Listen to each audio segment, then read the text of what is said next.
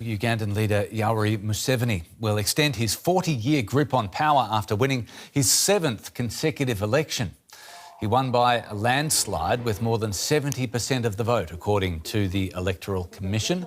His main challenger, Bobi Wine, has disputed the outcome and claims electoral fraud took place.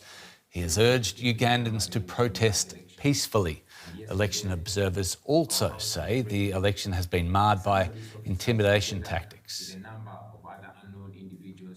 DW correspondent Sella Oneko is in Kampala reporting on the elections for us. Good to see you, Sella. President Museveni has secured a 7th term in office. What does that mean for Uganda? Yes, it means after 40 years in office, he's basically staying on for another 5 years. And for many people, for many young people, I mean, Uganda's population is very, very young. And so they haven't known any other president in their lifetime, many of them. So that's something that that we must keep in mind. And the other thing is also, one of the things that came out in the election results is that there was only just about a 50% voter turnout. So this could either spell voter apathy, that young people or maybe the majority of the population are not interested in voting. But it could also, but what many people on the ground told us also was that they were concerned about the security deployment on the ground around the elections. So there was a lot of security all over Kampala, all over the country, and this also seemed to deter people from voting. Sella, we're also hearing conflicting reports about what's going on with opposition leader and presidential candidate Bobi Wine. Wine claims he fled his house as police raided it. What do you know about that situation?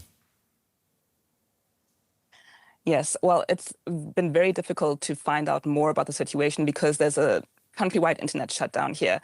So the only way to communicate with people is via phone, and there are only very few spots where there is internet, like this location where I'm speaking to you from. And so basically the newest is that Bobi Wine posted a video on the platform X, and he basically said, yes, his house was raided by police at night and he was able to flee, but his wife and some family members are still in the house under house arrest. The police denied that they attempted to arrest him, and that's basically what we know at the moment. Wine himself called for peaceful protests. What's the situation or security situation there right now? It's a bit difficult to tell because, I mean, a lot of parts of Kampala at least are quite calm, but there have been a lot of security incidents in different pockets, and there are a lot of security forces out in the street. There were clashes between police and civilians last night and yesterday and the day after and the night after elections. So and we also heard the police confirm that there were fatalities in an area outside Kampala. And there were lots of reports of tear gas and bullets being shot. So it's a bit of a tense situation. But as we were driving around town just after the announcement of the results, it seemed relatively calm, at least in the areas that we saw. DW's Sella Oneko in Kampala. Thanks a lot.